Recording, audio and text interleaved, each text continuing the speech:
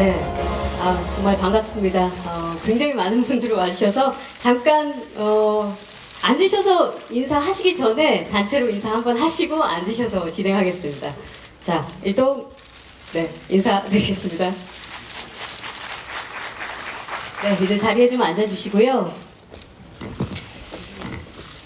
자, 네. 괜히 제가 떨리고 기분이 좋네요. 떨리고. 네, 반갑습니다. 자, 이 판도라, 사실 오늘 이제 정말 많은 기자분들이 와주셨는데, 감독님부터 오늘 이 자리에 임하신 소감과 또 배우분들을 각자 맡으신 캐릭터 설명 부탁드리겠습니다. 예, 반갑습니다. 판도라 감독을 맡은 박정호입니다. 요즘 어떤 사건으로 모든 사회 이슈들이 블랙홀처럼 빨아들이는 이 시기에 그래도 저희 영화 관심 가져주시고 이렇게 같이 해주셔서 감사드립니다.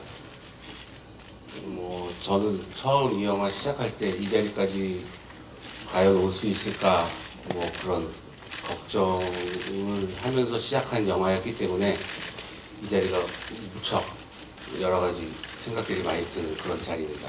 감사합니다. 오늘 날씨가 갑자기 많이 추워졌는데 이렇게 추운 날씨에도 저희 영화 관심 가져주시고 이렇게 많은 분들이 참석해 주셔서 너무 감사드립니다.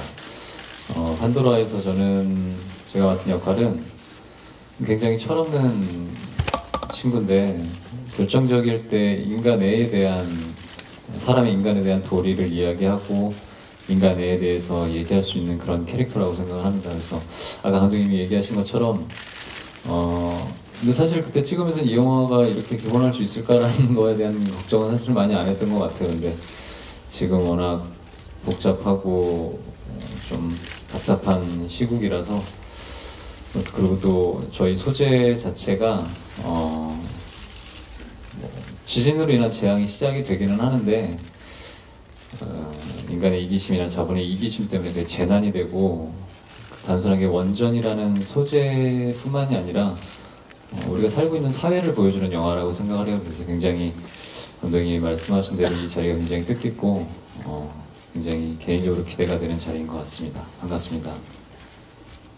네, 저는 문제가 된 노후 원전의 소장 역을 맡았습니다. 감독님 영화 중에 평석이라는 인물이 많이 나와요. 그렇죠? 역시 감독님이 사랑하는 캐릭터 중에 하나인가 봐요. 이름에. 제가 이 책을 처음 받았을 때 아마 감독님이 책을 주신 첫 배우였던 것 같은데 캐스팅을 하시면서 받아보고 바로 이 영화는 꼭 해야겠다라는 생각을 했습니다. 그때만 해도 아직 투자와 그런 것이 완결이 안 된 시점이어서 근데 이게 과연 투자가 될까? 그리고 무사히 개봉을 할 수 있을까라는 걱정을 같이 이야기했던 게 기억이 납니다. 어쨌거나 영화를 보시면 아시다시피 영화 속에서만 그려질 것 같은 가상의 이야기가 현실로 다가왔던 것이 무척 놀랍고, 그래서 관객 여러분들 앞에 이 영화를 내놓을 수 있는 게 또한 새로운 의미로 다가오는 것 같습니다. 관심 있게 봐주십시오. 드디어 이 자리에 오는 날이 왔다는 게 너무 신기한데요. 정말 기다리던 이런 자리가 단지 설레기만 하지 않고 한편으로 마음이 무겁다는 것이 조금 이상하기도 하고 또 기분이 좋은 부분도 있습니다. 판도라 작년 1년을 꼬박 넘게 촬영을 했고요. 저희가 오랜 기간 준비를 했는데 저는 김남기 씨 가족이에요.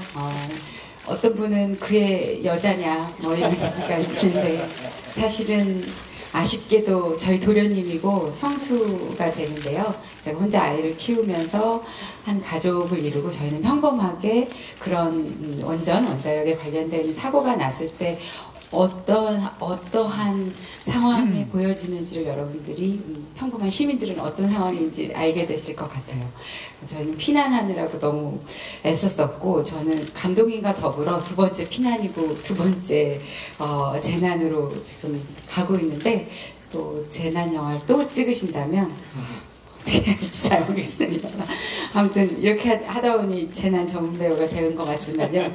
네, 아무튼 이건 또 다른 원전이라는 커다란 또 묵직한 이야기이고 또 지진이 얼마 전에 나서 현실적인 상황이 되었기 때문에 여러분들이 보시는 것도 굉장히 특별할 거라 생각합니다.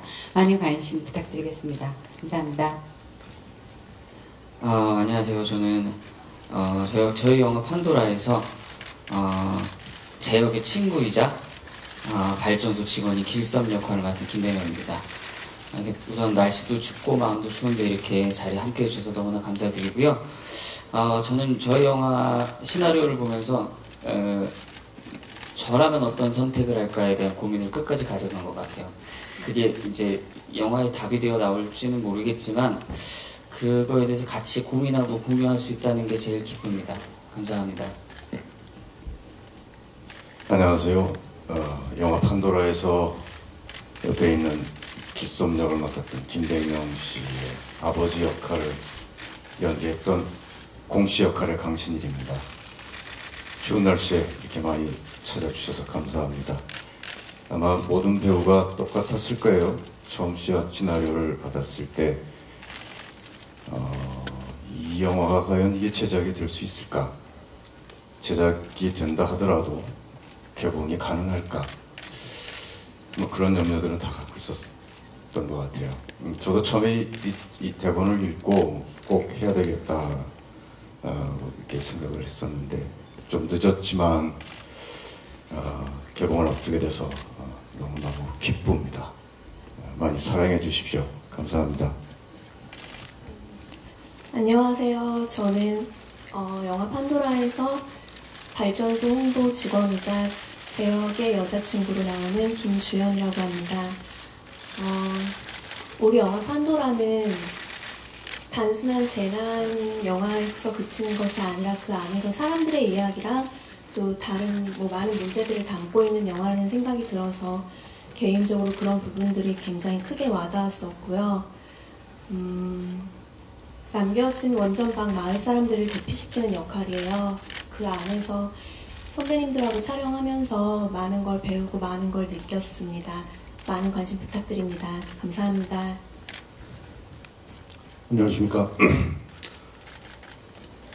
원전에서 오랫동안 일해온 감시 역할의 유승목입니다. 처음에 시나리오를 읽고 나서 정말 가슴이 뿌듯하고 이런 영화가 만들어진다는 게 참 굉장히 자긍심도 있었고 하여튼 뭉클했습니다. 진작에 이런 영화가 나왔어야 되는데 지금이라도 이렇게 저희가 이렇게 만들었다는 거에 대해서 굉장히 감사하고 기쁘게 생각합니다. 네, 감사합니다. 네. 다음 말씀 이어질 줄 알고 좀 더 기다리고 있었습니다. 네. 판도라가 대충 어느 정도 규모로 또 어떤 의식과 마음가짐을 가지고 영화를 찍으셨는지 좀 짐작이 가기도 하는데 그래도 이 연출을 맡으신 박정훈 감독님께 판도라란 이런 영화다 좀 소개를 한번 들어보죠. 예, 간단하게 얘기하자면 간단하고 좀 여러 가지 의미가 있는 영화인데 한 번도 겪어보지 못했고 그리고 상상조차 해보지 못했던 지진과 원전 사고가 벌어지고 그걸로 사상 초유의 재난이 발생하는데 그 재난이 재앙으로 치닫는 최악의 사태를 막기 위해서 사투를 벌이는 우리 가족들, 부모, 형제들 그들의 이야기를 담은 영화입니다. 네. 사실 이 소재가 워낙 우리가 현실감 있게 다가올 정도로 최근에 지진도 있었고 그만큼 여러 뉴스 보도를 통해서 원전 위험성에 대한 그 의문, 문제 제기가 많았었기 때문에 그냥 판타지 같지가 않고 굉장히 현실적으로 느껴지는 그런 문제이기도 한데 배우분들이 이 영화가 진짜 만들어져서 개봉까지 갈까? 그리고 이 자리에 와서 또 기쁘다 말씀하셨는데 그만큼 좀 오래 걸렸다는 얘기 들었어요. 2013년 시작해서 지금 후반 작업까지 해서 12월 개봉까지 4년? 네. 좀 오래 걸리게 된 계기 이유는 있을까요? 일단 그 책을 좀 오래 썼고요. 그리고 이런 영화는 특히 자료 조사나 그 책 쓰는데 그 사실에 관련된 그런 것들이 나중에 저희가 이야기를 전달하고 싶은 그런 본질이 왜곡될 수 있는 그런 논란의 소지가 있기 때문에 다른 영화보다 훨씬 더 많이 자료를 조사를 했고, 그리고 뭐 기사들, 정보들을 다 접한이라고 그 한 책 초고를 뽑을 때까지가 한 1년이 걸렸고요. 그리고 사전 워낙 큰 작업이고 또 준비해야 될 것들이 많고, 그래서 준비하는데도 그리고 촬영하는데 한 1년 반 넘게 걸렸고, 그리고 뭐 처음 시작할 때도 예상했지만 이 영화는 저희가 다른 영화처럼 뭐 장소를 협찬을 받거나 협조를 받거나 그렇게 할 수 있는 영화가 아니기 때문에 모든 것들을 그리고 그 거대한 시설들을 저희가 다 뭐 짓거나 CG의 도움을 받아서 구현을 하거나 뭐 그런 작업을 해야 되기 때문에 후반 작업이 엄청 길었고요. 그리고 또 거기서 이제 영화를 보시면 이제 나중에 아시겠지만 워낙 그 현장 자체가 재난 상황이어서 배우분들의 그 대사를 거의 후시를 했어요. 그래서 후반 작업이 보통 영화보다 꽤 오래 걸렸고, 뭐 세간에는 뭐 외압이다 뭐 이런 것 때문에 개봉 시기를 못 잡고 있는 거 아니냐 뭐 그런 이야기가 있었는데, 사실은 그런 분위기는 그냥 스스로 저희가 이렇게 예상을 했을 뿐이지 실질적으로 그런 것 때문에 개봉 시기를 못 잡고 막 그러지는 않았고요. 후반 작업이 꽤 오래 걸렸습니다. 아직도 지금 하고 있고 이제 마무리 단계인데, 그래서 하다 보니까 한 4년이 걸린 것 같습니다. 네. 시국이다 보니 그런 우려와 걱정들이 아마 있으셨을 것 같긴 한데, 아까 취재하고 뭐 워낙 팩트 체크 같은 거죠. 그거 하시느라고 1년 정도를 소비하셨다고 했는데, 그 현장 취재라는 게 되게 어렵잖아요. 말씀하셨다시피 거기 뭐 제공을 해줄 리도 없고, 그 내부 이런 건 취재를 어떻게 하신 거예요? 그게 저희 영화에서 제일 어려운 부분이에요. 그러니까요. 예, 그게 제일 궁금해요. 그걸 저희가 상상력으로 구현할 수도 없는 거고. 근데 일단 원자력 발전소가 기본적으로 운영되고 구조나 이런 거는 그런 자료들은 많아요. 이제 그리고 또 원자력 발전소와 관련된 여러 가지 문제들 뭐 이런 것들 이제 우리 영화의 가능성으로 쓸 수 있는 그런 이제 발단이 될 수 있는 그런 상황들도 비슷한 것들은 많고, 다만 이제 현실적으로 이 영화는 진짜 현장에서 찍은 것 같은 현실감이 있어야 이 이야기가 설득력이 있기 때문에 저희가 모든 필요한 이 대중에 알려진 이런 정보들, 자료들, 그리고 또 외국에 있는 발전소, 그러니까 우리나라는 가셨어요. 예, 우리나라는 실제로 거기 못 들어가거든요. 그렇죠. 그리고 뭐 잘 좀 폐쇄적이기도 하고, 그리고 또 실제로 워낙 그 방사능이란 위험이 있어서 못 들어가거든요. 저 진짜 깊은 곳은. 근데 이제 외국의 필리핀에 가면은 저희 고리록이랑 거의 똑같이 지어놓은 발전소가 있어요. 네. 그리고 그건 일반한테 관광 상품으로 개방이 돼 있어요. 아, 그래요? 네. 그래서 거기도 견학을 갔다 오고, 그리고 이제 모든 자료들을 다 수집을 해서 가장 비슷하게 구현을 해서 촬영을 했습니다. 기대가 되네요, 진짜. 김남길 씨는 이제 원전 소재로 한 이 영화로 스크린에 복귀를 하신 건데, 뭐 아까 잠시 영상에 판도라 시나리오 처음 접했을 때 재밌었다 이런 말씀도 해주셨고, 처음 느낌이 어땠는지, 그리고 이 캐릭터 표현하기 위해서 어떤 노력들을 하셨는지. 일단은 처음에는 이야기가 재미있어야 한다고 생각을 했는데 소재를 떠나서 저는 이야기가 굉장히 재미있었어요. 그래서 개인적으로 배우 입장에서도 욕심이 많이 나는 영화와 캐릭터였고, 그리고 이게 지금 나오는 제가 연기하는 캐릭터가 경상도 사투리를 좀 쓰기 때문에, 경상도다라고 딱히 어떤 한 지역이라고 해도 제가 사투리를 배운 지역이 진해였나요, 여기? 진해 지역에 있는 그 사투리 선생님한테 사투리를 배워가지고. 왜 특히 진해였어요? 사투리 선생님이시네. 네, 지네분이셨어요. 네, 그래서 네. 그게 경상도 분들도 조금씩 사투리가 다르시다고. 네. 그래서 근데 또 사실은 아무리 제가 사투리를 열심히 한다고 해도 거기에서 사시는 분만큼 자연스럽게는 안 될 거라는 생각도 하지만 개인적으로 또 욕심도 있었고 사투리에 대한 고민들이 가장 많았고 그냥 기술적으로는. 그리고 나서는 아까 얘기하신 것처럼 소재에 대한 이야기도 중요하지만 이 이야기를 어떻게 관객분들한테 설득력 있게 잘 전달을 할 수 있을 것인가, 또 갖고 있는 캐릭터들이 누구나 다 봤을 때 다 내 얘기 같다, 내가 만약에 저 입장이나 저 상황이었으면 어떻게 했을까라는 상황들에 대해서 이야기를 나눌 수 있게끔 하려면 어떻게 표현을 해야 될까라는 이야기들을 감독님들이랑 또 주변 배우분들이랑 많이 했었고, 그런 부분들이 연기를 하면서 가장 고민이 됐었던 부분이었던 것 같아요. 네.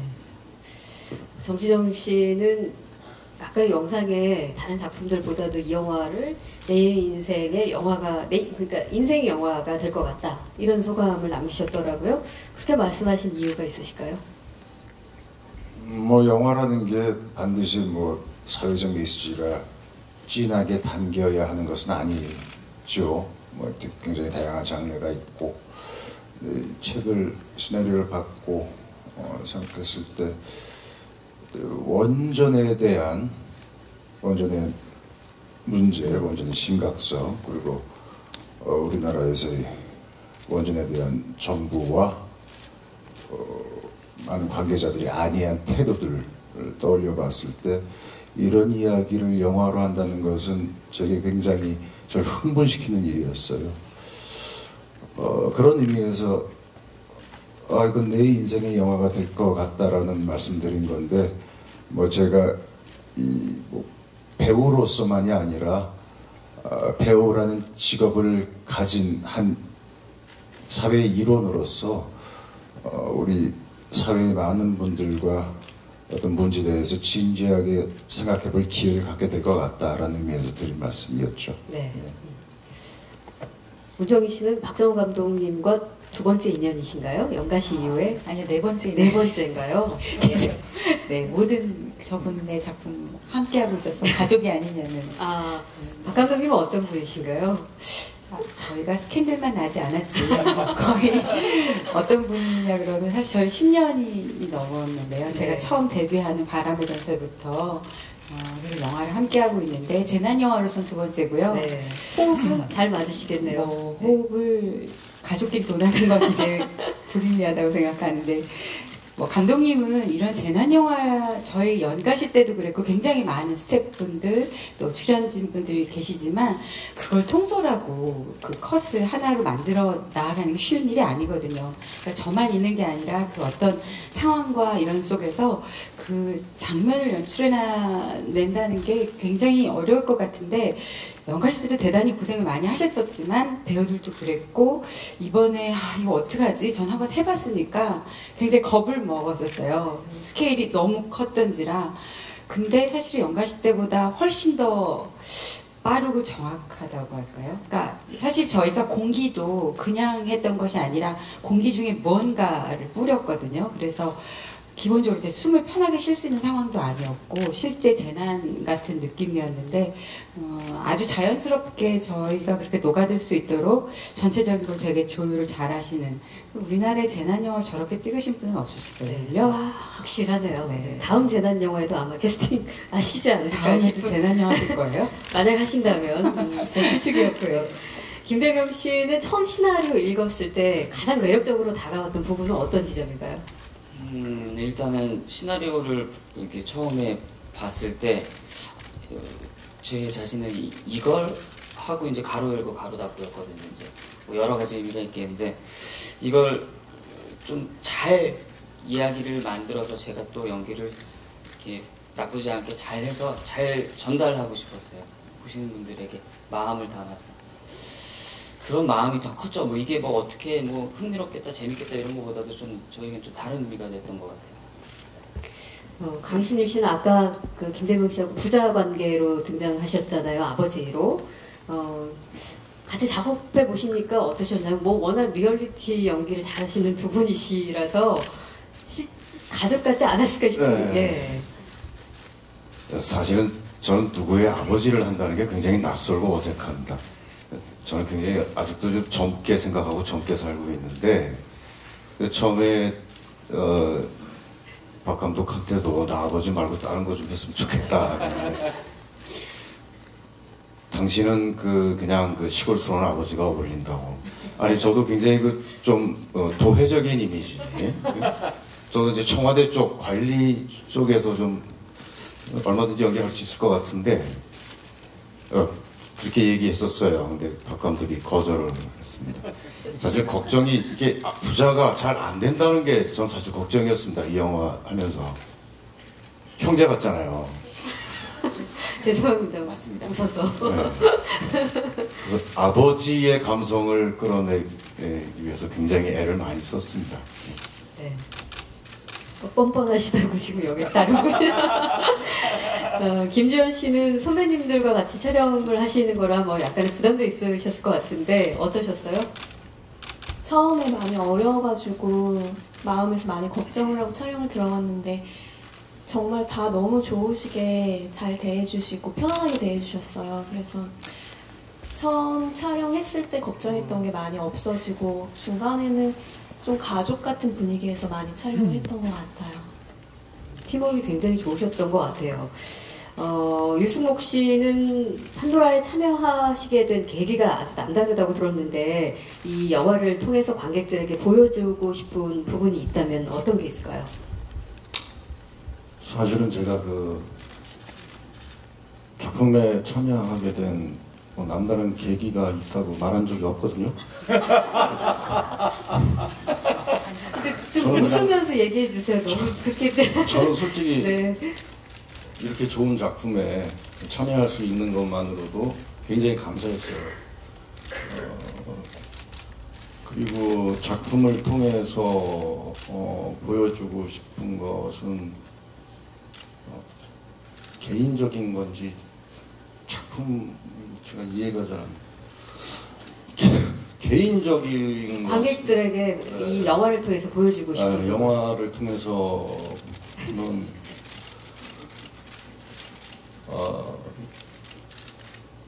하여튼 보시고 그냥 잊어버리고 지나치지 않았으면 하는 그런 바람이 있습니다. 네. 자, 이번에는 저희가 판도라에 대해서 해시태그 토크로 좀 본격적으로 알아보는 시간을 가질까 하는데요. 자, 먼저 첫 번째 해시태그 보여주세요. 외모 포기. 네. 이거는 김남길 씨에게 드리겠습니다. 저 장면만 보더라도 외모, 저렇게 해놨는데도 외모 포기가 잘 안 되는, 네, 제 사견입니다. 예, 그럼에도 불구하고, 이게 워낙 아까 설명해 주셨지만 재난 상황이다 보니까 재도 많고요. 먼지도 많이 날리고, 헝클어진 모습들을 연출을 했어야 됐을 텐데, 힘들었던 부분은 없으신가요?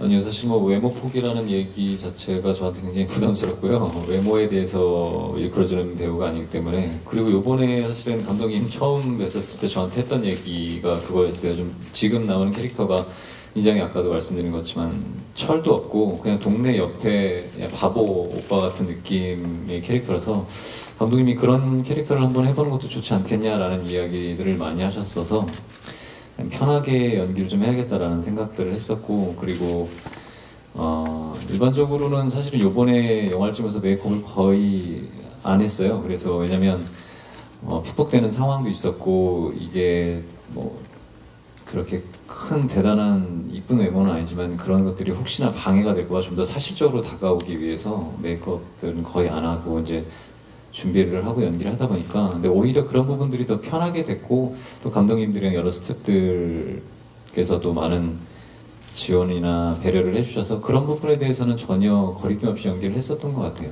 네. 여배우로서 문정희 씨는 이게 아무래도 재난 영화니까 굉장히 힘들고 고통을 감내하고 이런 장면들을 많이 연기를 하셨어야 됐을 텐데, 그 극한의 상황에서 사투를 벌일 때 그 표정 같은 것을 어떻게 노하우가 있으신가요? 그걸 상상한다고 되지도 않을 것 같고요.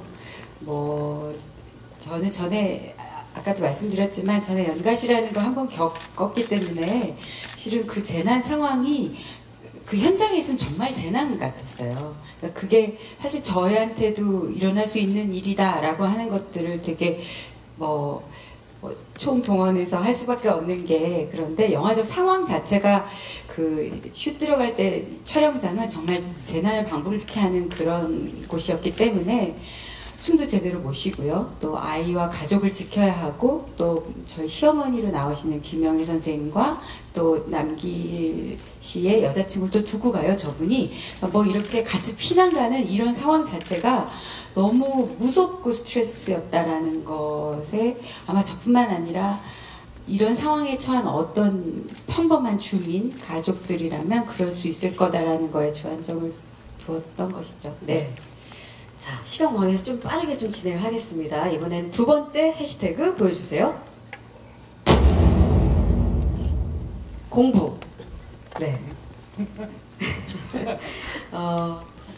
이 얘기는 아무래도 이제 정지정 씨의 사진도 보이고 정지정 씨가 가장 먼저 웃음으로 반응을 해주셔서 이 워낙 그 원자력 발전소 소장님으로 나오시잖아요. 그래서 사실 많이 알고 계셨어야 했을 텐데 그런 데에 대한 어려움 없으셨나요? 좀 뜬금없어서 좀 웃었습니다. 그런가요?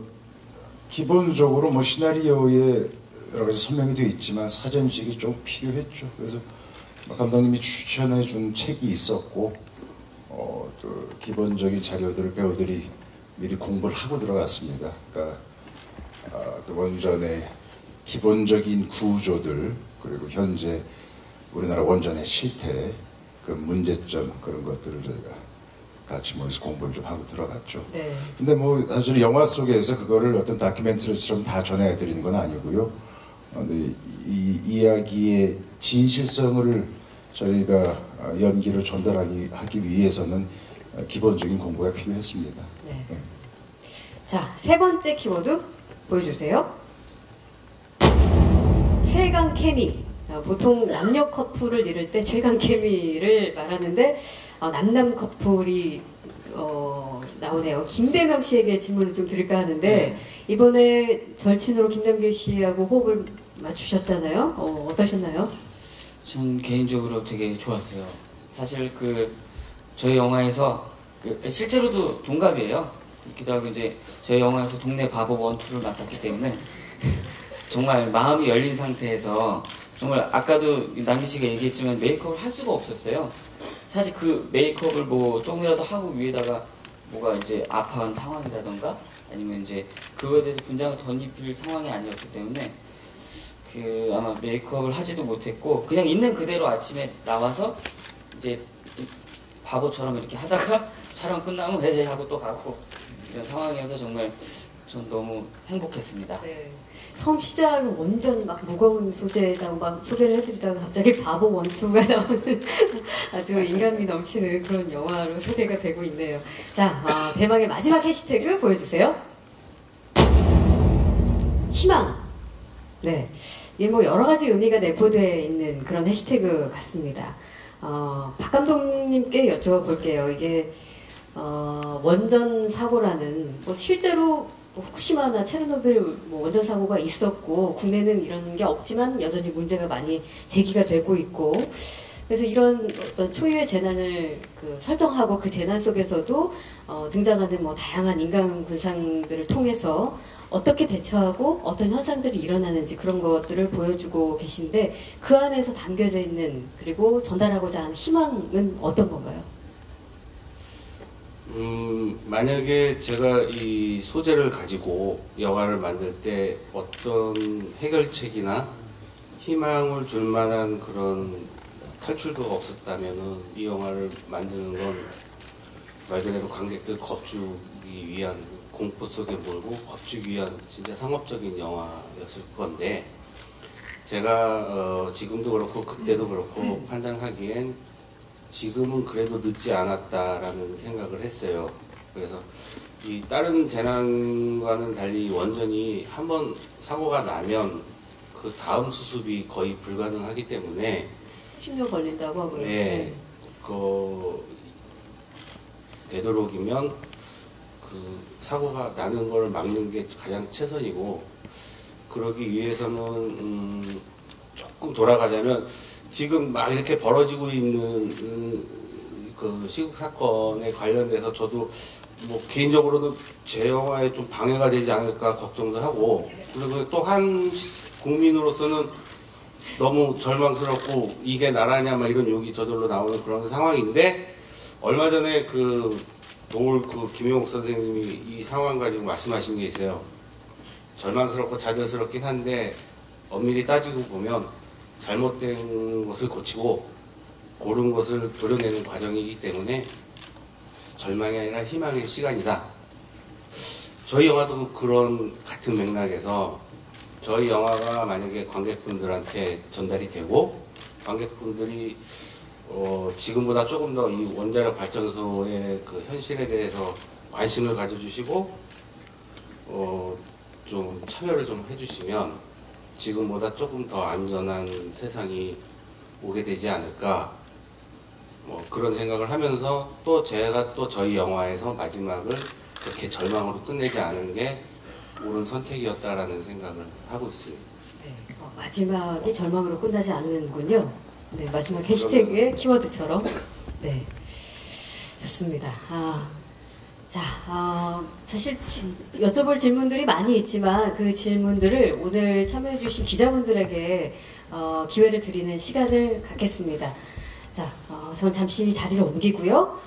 질문 원하시는 기자님은 손을 들어주시고요. 그러면 진행요원이 마이크 전달해 드리겠습니다. 질문하실 때 매체명과 성함을 말씀해 주시면 고맙겠습니다.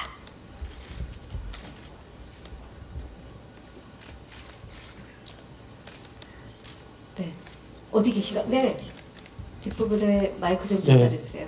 네, 안녕하세요. 저 더팩트 권혁기라고 합니다. 우선 영화 너무 기대가 많이 되고요. 저는 김남길 배우와 김주현 배우 두 분께 질문드리는데, 김남길 배우한테는 뭔가 더 이 전작들 보면은 감정 연기가 좀 많이 있었잖아요.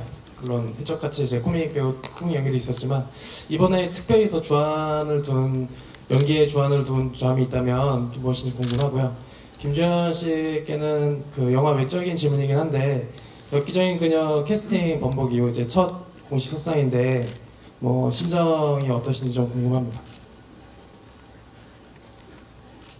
먼저. 네, 김남길 씨 먼저 해주실까요? 네, 질문 감사드립니다, 권혁 기자님. 우선 기본적으로 지금 계속 어릴 때 했었던 연기하고는 조금 다른 연기를 해보려고 부단히 노력을 하고 있어요. 그게 이제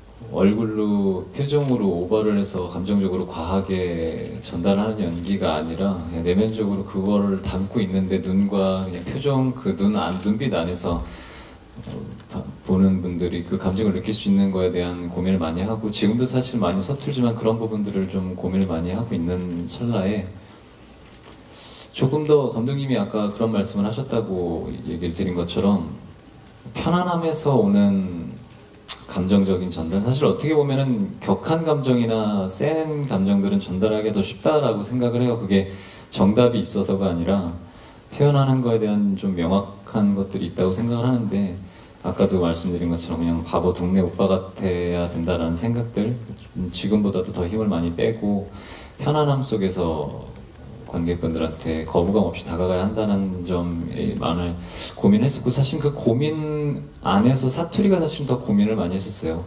연기를 하면서 그 사투리가 좀 자연스럽게 해야 되는 부분들 때문에 고민을 많이 했었고, 그때 그냥 이러지만 제가 판도라를 찍을 때 칸 영화제를 갔다 온 적이 있었는데, 그 칸 영화제를 갔다 오고 나서 연기를 다시 할 때 박주영 감독님이 그런 말씀을 하셨어요. 아니, 칸 갔다 오더니 연기가 달라졌어. 다시 또 힘이 들어가네. 이런 식으로 말씀을 하셨었는데, 그런 식으로 조금 감독님이랑도 좀 더 편안한 캐릭터를 표현하고자 많이 노력을 했었던 것 같아요. 네, 김주현 씨. 엽기적인 그녀라는 대국민 오디션을 본 적이 있었는데요. 그런 오디션을 처음 봤는데 캐스팅이 불발이 되고 나서 사실 많이 속상했습니다. 지나고 나서 생각을 해보니 하나의 과정이었다는 생각도 들고 개인적으로는 필요한 시간이었을 수도 있다는 생각이 들었습니다. 그리고 오디션을 통해서 제작사나 홍보사 쪽에서 많은 도움을 주셨어요. 그래서 지금 소속사를 만나게 되고 다시 일할 수 있는 기회가 생긴 것 같고요. 지나간 시간보다 앞으로의 시간이 더 중요하다고 생각하고 있습니다. 네. 또 질문 있으신가요? 저 뒤쪽에 가운데 쪽에 계신 기자분에게 마이크 좀 전해주실까요? 손을 다시 한번 들어주시겠어요? 아, 네. 네, 스포츠 한국 이동관입니다. 저는 감독님께 질문드리고 싶은데 저희 초창기에는 좀 유쾌하고 가벼운 작품도 되게 많이 하셨는데 연가시 때부터는 좀 국가재난 상황으로 이런 관심이 많이 옮겨간 것 같아요. 어떤 계기가 있는지 듣고 싶습니다. 아니 저는 어떤 계기가 있어서 이렇게 영화의 톤을 바꾸거나 그런 건 아니고요. 늘 제 영화는 즐겁게 관심 있게 그런 관점에서 영화를 봐주시길 바라는 건 변하지 않는데, 영가시나 이 판도라의 경우엔 그 재난 상황이고 많은 사람들이 죽어나가고 희생당하는 그런 이야기인데, 저희가 거기서 이렇게 유희를 즐긴다거나 아니면 그 상황을 쿨하게 우리 정서에는 맞지 않는 그런 쿨한 어떤 그런 모습을 보인다는 게 저한테는 어색한 것 같아서, 그냥 단지 이 영화를 대하는 저의 자세인 거죠. 좀 진지하게 이 영화를 대했으면 좋겠다. 그게 이제 영화가 조금 무겁게 가고 지루하게 갈 수는 있는데, 그래도 그게 가상에 우리가 만들어낸 희생자들의 가상이긴 하지만 그게 저희의 도리자 예의가 아닌가 그렇게 생각을 해서, 이후에 또 다른 이야기들을 하면 얼마든지 제가 갖고 있는 그게 재능이라고 하면 또 재능일 텐데, 그런 것들을 발휘하고 싶은 생각도 있는데 작품마다 좀 틀린 것 같습니다. 네. 자, 또 어디 계신가요? 저쪽 가운데 분요? 네. 가운데 손 드신 분께 마이크 좀 전달해 주세요. 예. 무비라이징의 최재필 기자라고 합니다. 감독님께 드리는 질문이 있습니다.予告편에 등장한 모든 비주얼들이 다 무서워 보이고 아주 굉장했는데요. 근데 그 중에서 가장 좀 공포스러웠던 부분이 대통령의 자포자기한 그런 발언이었습니다. 예, 그게 이번 시국하고도 많이 연관되어 있을 것 같은데요. 네, 그 김양민 배우님이 보여줄 대통령은 이번 영화에서 어떤 모습을 보여줄지 좀 설명해 주셨으면 합니다. 공교롭게도 제가 4년 전에 쓴 시나리오가 지금 지진이며 지금 벌어지고 있는 상황이랑 좀 많이 맞닿아 있어서 저는 혼자 스스로 저의 이걸 뭐라고 표현할지 모르겠는데 샤머니즘 혹시 그걸 좀 깜짝 놀라고 있기는 한데요. 그냥 그렇게 반갑지는 않고, 사실은 대통령을 우리나라 그 영화에서 표현하는 게 사실 되게 힘듭니다. 웬만하면 등장을 안 시키고 싶은 게 창작인의 솔직한 심정이고요. 이전에 계속 배우분들이 다 이 책을 보고 이게 만들어질까? 이런 생각을 할 만큼 저희가 사실은 조금은 이 불행한 시절에 살고 있는 게 사실인 것 같은데, 그래도 그걸 극복을 해야 되는 게 창작인의 의무인 것 같아서 이 영화를 만들긴 했지만, 대통령은 멋있게 만들면 비현실적이고 사실적으로 만들면 짜증나고 그런 인물이라 어느 쪽에다 붙일 수는 없어요. 다만 저는 김명민이라는 배우를 두고 좀 인간적인 그러니까 이 기본적인 심성이나 이런 건 국민을 걱정하고 뭔가 의욕적이긴 한데, 주변에 있는 어떤 이 시스템이나 이런 것들이 그 대통령을 이렇게 따돌린다거나 할까, 이렇게 무기력하게 만들면서 그 대통령이 결국은 좌절할 수밖에 없는. 하지만 그래도 마지막에는 그래도 대통령이 나서서 거기까지? 네. 아니 아무튼 대통령은 정말 힘듭니다. 감독님이 워낙 감독님이 그 사이다 얘기하신 거 스타일이시죠.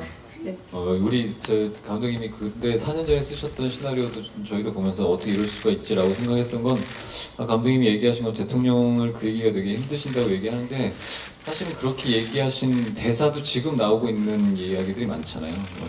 대통령에 대한 제 대사 중에도. 그 대사가 아주 압권이었습니다. 네, 잊을 수가 없을 정도인데 네.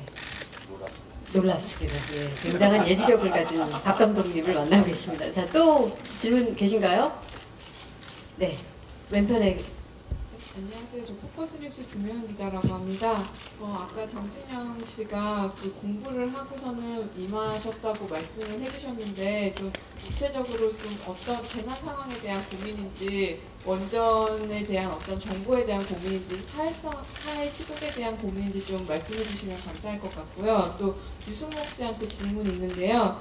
터널에서도 기자로 등장하셨잖아요. 근데 2016년 재난 영화에 모두 등장하셨는데 두 작품을 관통하신 분으로서 어떤 차별성으로 관객에게 판도라가 다가가실지 말씀 부탁드립니다. 네. 저한테 공부를 물어보셨어요? 아니면 고민을 물어보셨어요? 그 사전에 아까 배우분들이 스터디 하고서는 임하셨다는 말씀을 예. 뭐 개인적으로 여러 가지 책을 통해서 공부한 것도 있지만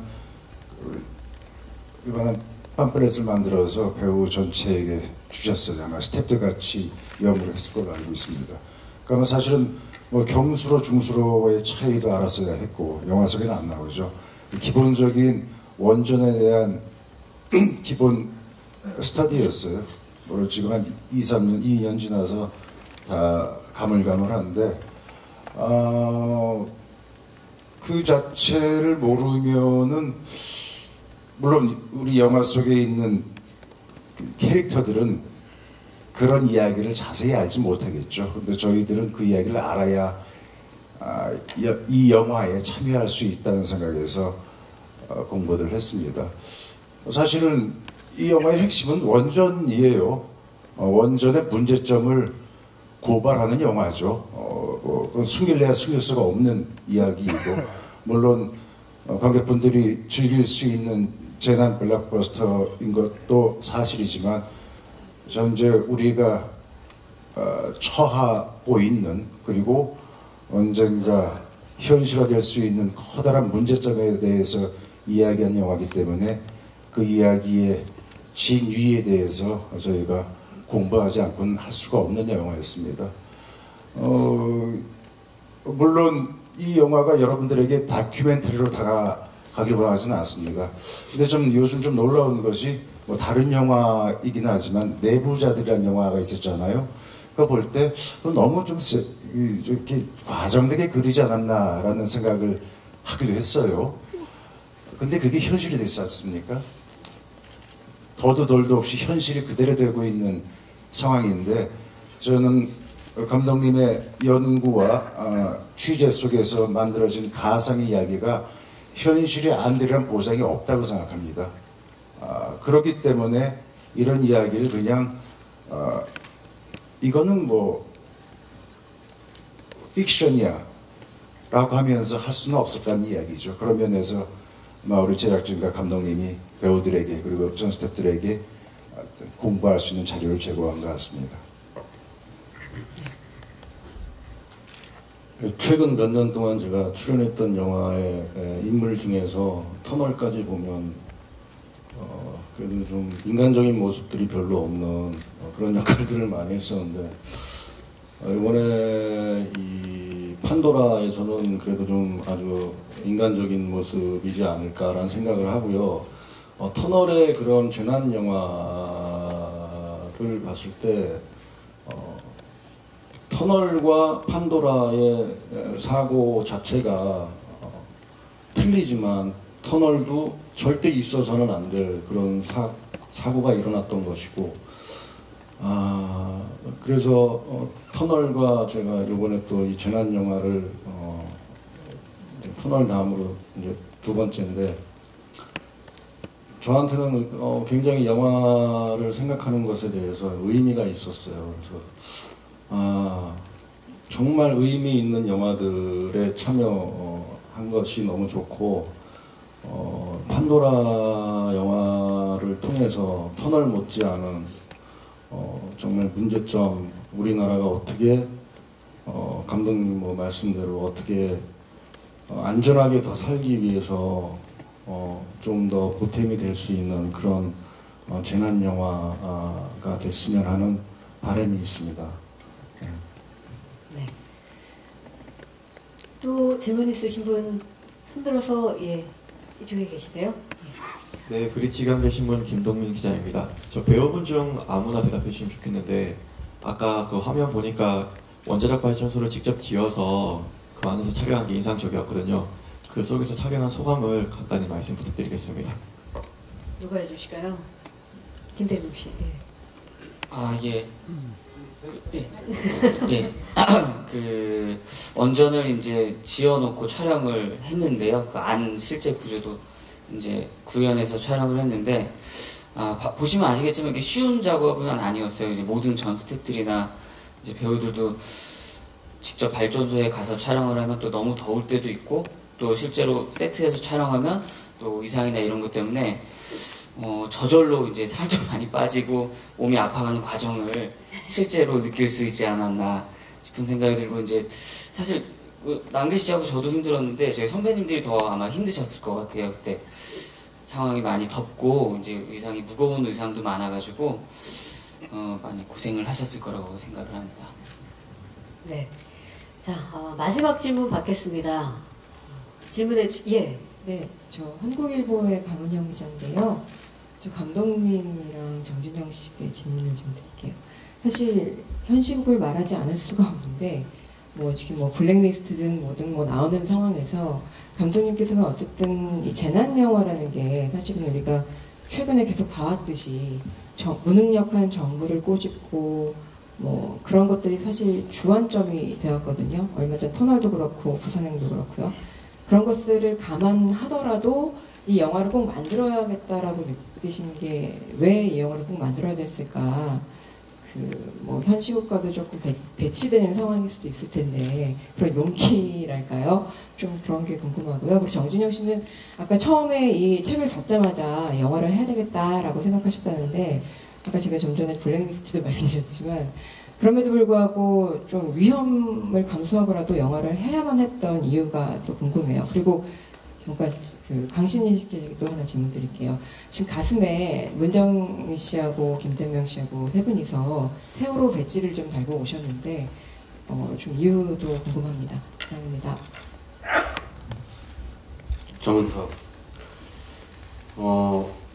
좀 거슬러 올라가자면 제가 이 원전을 소재로 삼고 영화를 할까라고 생각을 한 시초는 영가시라는 재난 영화를 준비할 때 이제 재난 영화를 준비하다 보면 이제 다른 여러 유형의 재난에 관련된 정보나 그런 것들 많이 접하게 되는데 그때 원전 재난이라는 게 또 하나의 가능성으로 저한테 이거는 꽤 이제 영화인 감독의 창작인의 입장에서는 괜찮은 소재다 이 정도로만 생각을 하고 있었어요. 그리고 이제 영가시를 촬영하고 이제 만들고 그런 와중에 후쿠시마 원전 사고가 터졌는데 제가 알고 있는 상식으로라면은 뭔가 우리나라도 바로 이웃에서 그런 일들이 벌어지고 그랬으면 우리가 뭔가 조치를 취하고 뭔가 다시 점검을 하고 그랬어야 되는 게 정상적인 과정이었는데 그런 과정을 안 거치고 오히려 원전을 더 많이 짓고 외국에 수출하고 막 주요 정책 산업으로 막 키워나가는 게 제가 보기엔 이거는 조금 문제가 있지 않느냐라는 생각을 하게 됐습니다. 그래서 누누이 말씀드리지만 저희가 조금은 이렇게 저도 블랙리스트에 올라가 있는 감독으로서 지금 그걸 영광스럽게 생각은 하지만 여러 가지들 이런 소재를 가지고 뭘 만들려고 할 때 스스로 이렇게 자체 검열을 받고 이렇게 되는 상황들이 좀 화가 나기도 하고 우울하기도 한데 그럼에도 불구하고 만약에 이런 것들이 제가 능력이 부족하지만 여러 도움을 받고 그리고 또 세상이 제가 생각한 것보다 조금만 더 희망적이고 가능성이 있는 세상이면 가능하지 않겠느냐라고 시작을 했고 그리고 이 다른 재난과는 달리 이 원전에 관련된 얘기는 꼭 한 번은 이 사고가 벌어지는 이후의 상황들이 좀 접해보시면 알겠지만 항상 이상이기 때문에 이 이야기는 꼭 다뤄야 된다고 생각을 해서 실행을 했고 그리고 뭐 다들 아시겠지만 이 영화를 시작하기 위해서 배우분들, 스태프분들, 그리고 뭐 투자자분들 모든 관계자들은 단순히 그냥 이 영화가 잘 될 거라는 그런 생각 외에 어떤 작은 사명감 그리고 이 영화의 의미 그리고 어떤 책임감 이런 것들을 다른 영화에 비해서 조금씩은 다 가지고 조금 진지하게 좀 전투적으로 접근했던 그런 영화였던 것 같습니다. 그래서 그때 감독님이 그러셨잖아요. 우리 다 같이 불러놓고 같이 죽자고. 여러 쪽을 각오로. 뭐 이 영화를 그래서 감독님 모르겠는데 배우 입장에서 보자면 이 영화에 출연했다고 해서 어떤 불이익이 있을 거라고 생각하지는 않습니다.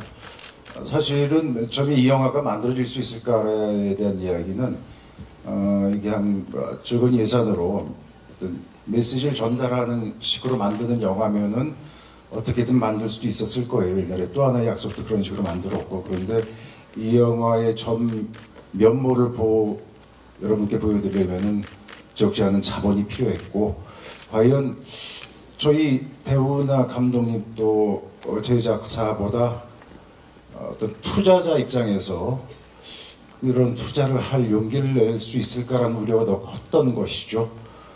그런 면에서 과연 만들어질 수 있을까 있고 또 이번 영화관 뉴에서 투자 배급을 하는데 여러분도 아시다시피 이건 뉴에서 공식적으로 인정 안 할지도 모르지만 변호인이라는 영화를 만든 이후에 좀 힘들었던 걸 다 알고 있지 않습니까? 바로 그런 거를 저희가 알고 있어서 좀 걱정을 했던 거죠. 불행한 일이죠. 어떤 작가와 창작가가 어떤 이야기를 할 때 어떤 불이익을 당할 것을 떠올리는 사회는 정말 못돼 먹은 사회죠. 그런 일이 오늘날 횡행했다는 것에 대해서 정말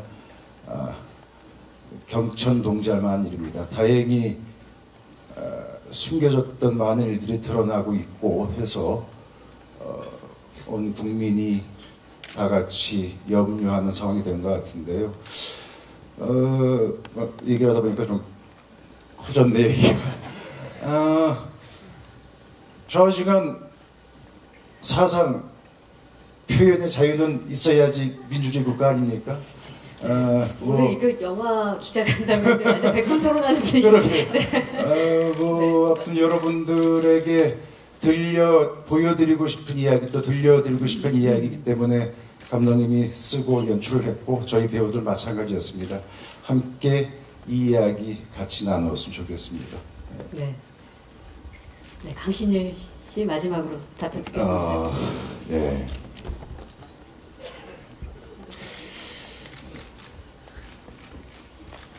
한 2년 전에 그 연극을 하면서 한국 현대 정치 현실을 그러니까 김수영이라는 시인을 통해서 되돌아보는 연극을 한 적이 있었는데요. 그때 이제 세월호 관련한 얘기도 하고 그랬었습니다. 개인적으로 굉장히 아픈 사건이고 온 국민이 다 그렇게 느끼시겠지만 그러니까 특별한 의미를 부여하지 않으셔도 좋을 것 같고요. 그러니까 판도라는 영화를 하면서 물론 우리가 그 영화를 만들 때는 진과 같은 사회 현상이 일어나리라고는 예측을 하지 못했던 상황에서 언제고 우리에게도 일어날 수 있는 일이다라는 그런 공감대를 갖고 영화를 시작을 했었는데 그래서 세월에 대한 생각을 많이 하게 됐습니다. 그러니까 어쨌든 그냥 판도라 영화로 봐주시고, 사실 영화에서는 가족의 인간애가 도드라지게 보입니다. 사실은 국민의 안전을 책임져야 하는 것은 국가인데, 사실은 그에 앞서서 인간들이 앞서서 가족을 위해서, 친구를 위해서 그렇게 희생해 나가고 하는 모습들이 이 영화에 담겨져 있거든요. 사실은 그런 인간애를 드러낸 인간 승리의 영화로 봐주시고, 별 의미는 없습니다. 그냥 나이 든 사람으로서 좀 더 건전하고 온전한 사회를 형성하고 구축하는 데 있어서 좀 게을렀고 조금은 무책임했고 한 조금은 나이 먹은 사람에 대한 반성의 의미, 그렇게 봐주시면 좋겠습니다. 네.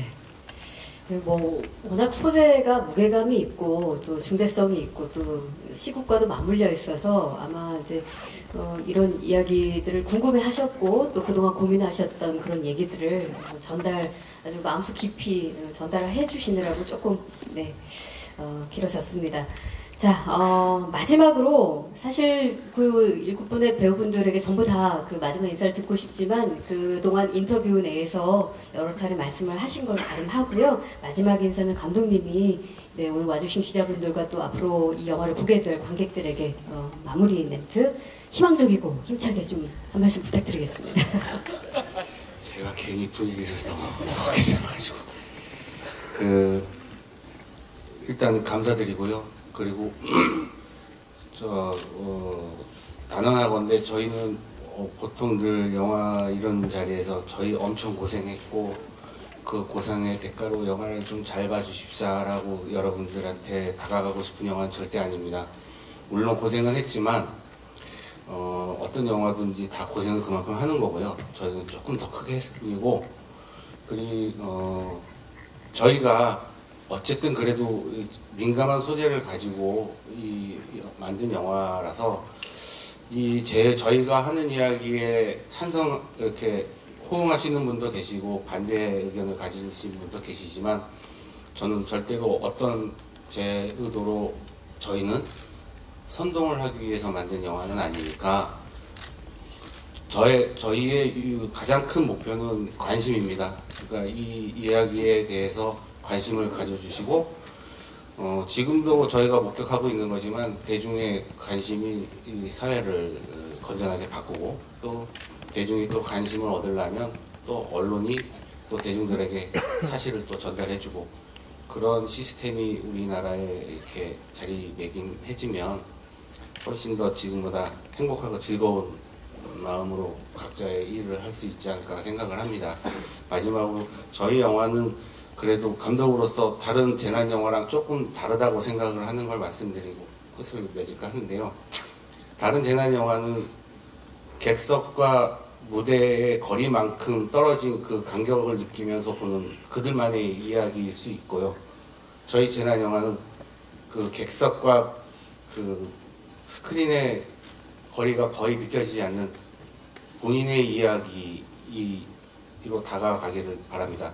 저희의 이 여러 가지 한계점 때문에 저희가 하고 싶은 이야기 그리고 저희가 담았던 이야기가 왜곡되거나 변질되지 않기를 바라는 게 저의 가장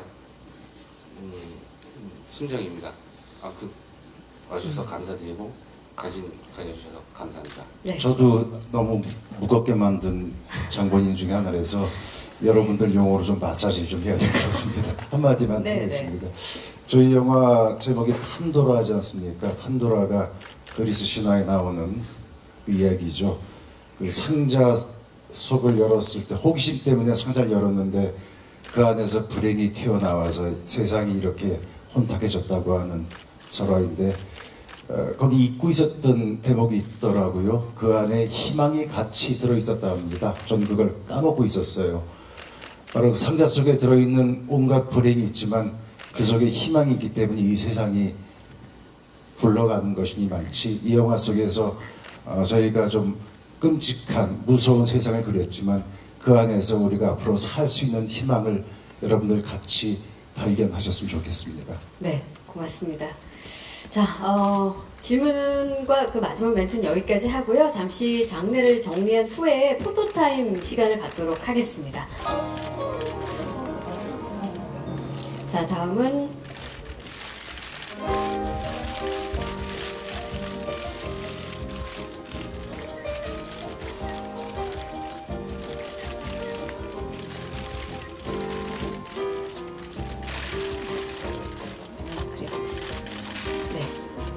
잠시 대기해 주시고요. 그 다음에 김남길 씨.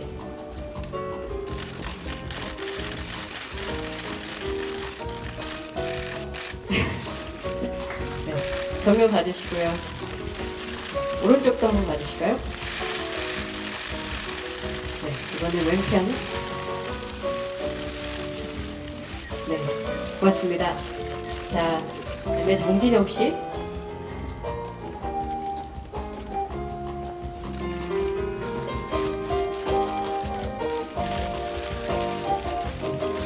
오른쪽도 한번 봐주시고요. 네, 왼편도. 고맙습니다. 자, 문정희 씨.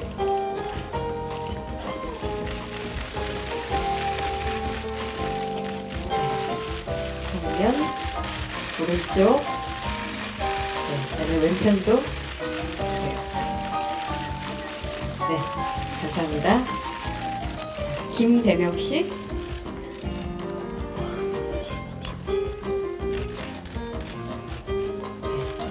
정면. 네, 오른쪽도 한번 봐주시고요. 네, 그 다음에 왼편. 네, 감사합니다. 자, 강신일 씨.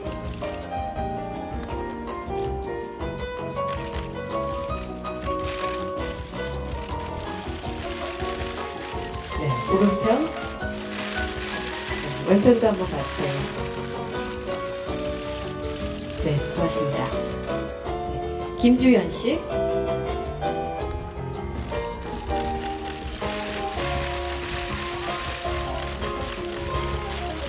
네, 오른편도 한번 봐주시고요. 네, 왼쪽도 한번 봐주세요. 네, 감사합니다. 유승목 씨.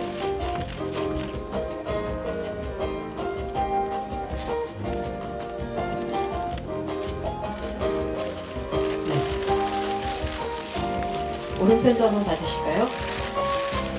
네, 왼편. 네, 감사합니다.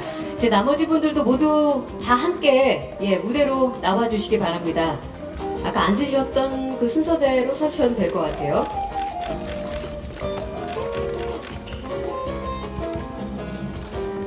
네. 자, 모두 우선 정면을 한번 바라봐 주실까요? 네. 자, 그 다음에 오른편. 오른편이요. 예. 그 다음에 왼편도 한번 봐주시죠. 자, 마지막 촬영은 판도라 파이팅 하면서 다 함께 또 외치면서 사진 찍도록 하겠습니다. 자, 시작! 판도라 파이팅!